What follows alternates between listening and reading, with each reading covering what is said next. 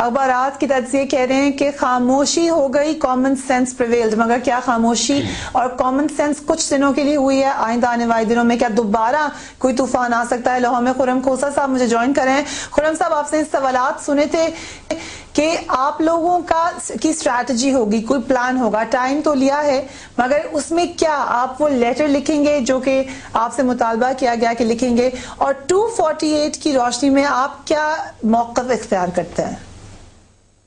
دیکھیں جی، Peoples party واحد وہ جماعت ہے کہ جس نے ہمیشہ قانون اور آئین کی بالادستی کی بات کی ہے۔ ذوالفقار علی بھٹو صاحب نے جیسے سقراط نے زہر کا پیالہ پی لیا تھا، انہوں نے پھانسی لگنا گوارا کیا، انہوں نے کہا جی میں نے ملک چھوڑ کے نہیں جانا، میں نے کہیں اپنے بیگز لے کے نہیں جانا، اور آج بھی وہ زندہ اس لیے ہیں اور گڑی خدا بخش سے رول کر رہے ہیں کہ رول آف لا کی انہوں نے بات کی تھی۔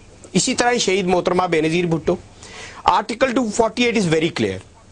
وزیر اعظم صاحب نے بڑی خوبصورت اور بڑی پیاری بات کر دی، اور میرے خیال میں آج ہمیں سمجھ جانا چاہیے اور اپنی سمت درست کر لینی چاہیے کہ جیسے 90 کی دہائی کے اندر کچھ کوشش کی گئی، ہمارے محترم تھے چیف جسٹس صاحب سجاد علی شاہ صاحب، وہ ایک میوزیکل چیئر چلی جس کے اندر کچھ ادھر سے کوشش ہوئی کچھ ادھر سے کوشش ہوئی، تو آج اگر ہم بردباری سے، تحمل سے اور ایک دوسرے کے ساتھ وہ جذبہ لے کے کہ قربانی دیں گے ہم اور پاکستان کو مضبوط کریں گے، تو میرے خیال میں ایسی کوئی بات نہیں ہے۔ یہ مور لائل دین دا کنگ جو اور لوگ ہیں ان کی اور بات ہے۔ میرے خیال میں میاں صاحب اور زرداری صاحب اور باقی اسفندیار ولی صاحب کہہ لیں، یا آپ نام لے لیں مولانا فضل الرحمان یا ہمارے الطاف صاحب، وہ یہ چاہتے ہیں کہ پاکستان کو مضبوط کریں۔ ہر جگہ ہی ہوں گے ہمارے یہاں پر دیکھیں،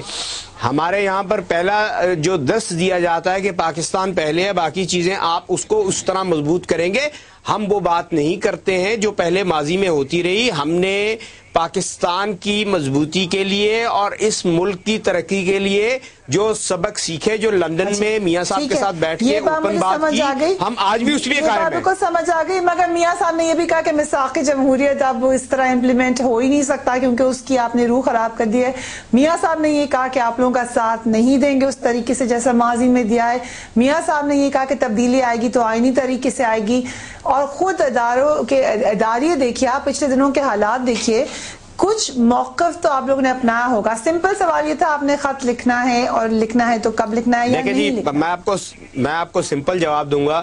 میاں صاحب ہمارے محترم لیڈر ہیں، ٹھیک ہے، پاکستان کے لیڈر ہیں، وہ پاکستانی ہیں۔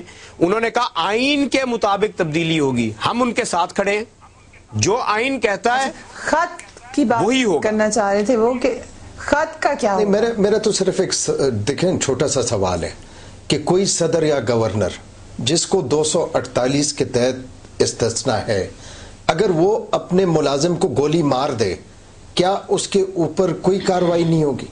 اور اگر کسی کا اختلاف ہوگا، میں عرض کروں اپنا خرم، بات یہ ہے کہ اگر اختلاف ہوگا انٹرپریٹیشن میں تو وہ عدالت ہی کے پاس جائے گا۔ عدالت، یا انسان کہے کہ جی عدالت سے باہر ہم فیصلے کریں گے، تو وہ تو کئی لوگ بڑے فیصلے کر چکے کہ جی وزیر اعظم کو کنٹیمپٹ بھی ہو گئی، کیا کچھ ہو گیا، لیکن باہر جتنی بحث ہو رہی ہے اتنا معاملہ خراب کیا جا رہا ہے۔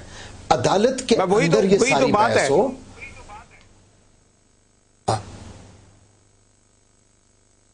مگر اچھا، میں آپ کو دکھانا چاہوں گی، رویدات خان صاحب کل ہمارے پروگرام میں آئے تھے۔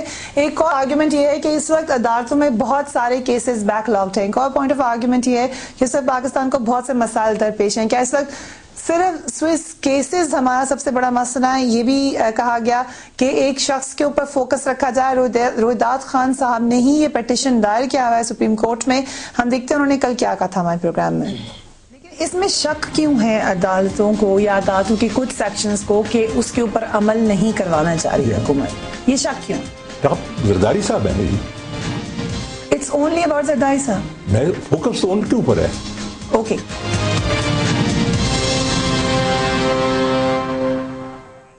جیسا کہ میں نے کہا کہ اب بہت سا آپ کو مجھ سے بہتر بتایا کہ عدالتوں میں ابھی کتنے کیسز کو نظر ثانی کرنا ہے، کتنے لوگ ہیں جن کے کئی سالوں سے مقدمات پڑے ہوئے ہیں۔ Is it really only about Zardari صاحب؟ دیکھیں جی یہ کیس بھی شاید نہ لگتا، لیکن وہ جو ایک اپوائنٹمنٹ ہو گئی تھی OJDC میں، ادھر سے ٹریگر ہوا کہ عدالت کے فیصلے کا احترام نہیں ہو رہا ہے یا اس پہ عمل نہیں ہو رہا ہے، ورنہ تو میرے خیال میں سپریم کورٹ نے یہ اٹھایا بھی نہیں تھا اور عین ممکن ہے کہ نظر ثانی کی درخواست ہی اٹھاتی. تو وہاں سے چونکہ ٹریگر ہو گیا، یہ عدالتی کارروائی ہے، عدالت کو آپ اعتماد کریں، عدالت کو چلنے دیں. اس وقت ہمیں جو ہے اور جو بڑے بڑے مسائل ہیں ان پہ گفتگو کرنی چاہیے. اور میں صرف یہ کہوں گا کہ یہ پہلی دفعہ ہوا ہے پاکستان کی تاریخ میں، اور پیپلز پارٹی کی حکومت کو بھی ایک احساس کرنا چاہیے. ذوالفقار علی بھٹو شہید کو جب ہٹایا گیا تو ضیاء الحق کی پوری حکومت نے کوشش کی، اس کے اوپر کرپشن کا کوئی انگلی نہیں اٹھا سکا، آج تک کوئی انگلی نہیں اٹھا سکا. تو جو صاف ہوتے ہیں ان پہ کوئی اٹھا نہیں سکتا ہے.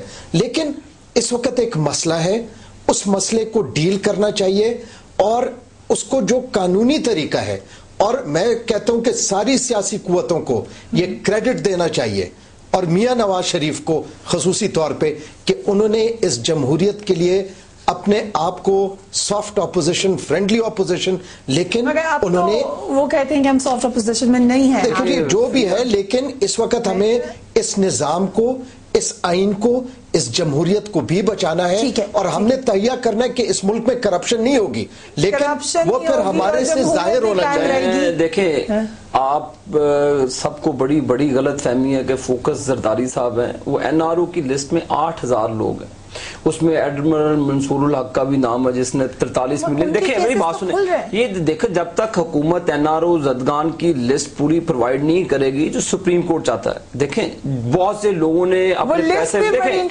دیکھیں نہیں اس میں چاہے دیکھیں میں آپ دیکھیں میری عرض سن لیں، on the floor of the house Babar Awan صاحب نے کہا تھا کہ جی آپ کے والد صاحب پہ بھی پولیٹیکل موٹیویٹڈ کیسز ہیں، آپ بھی NRO میں آتے ہیں تو آپ بھی کروا لیں. ہم نے کہا جی ہم مر تو جائیں گے، ہم آزاد عدالتیں، ہم عدالتوں کو فیس کریں گے. یہ کام ہم نے نہیں کرا، ہم نے تو فیس کیا. لیکن بات کہنے کی یہ ہے کہ جن 8000 لوگوں میں دیکھیں جی اس میں تمام اطہر اللہ صاحب تمام لوگ ہیں، تمام سوسائٹیز کے لوگ ہیں.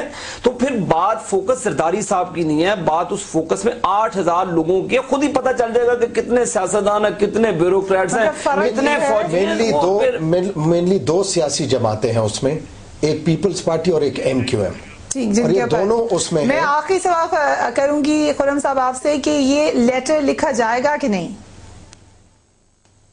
دیکھیں جی میں تو آئین کی بات کروں گا، قانون کا طالب علم ہوں. جی آئین کی روشنی میں لیٹر لکھنا چاہیے کہ نہیں؟ نہیں لکھا جا سکتا.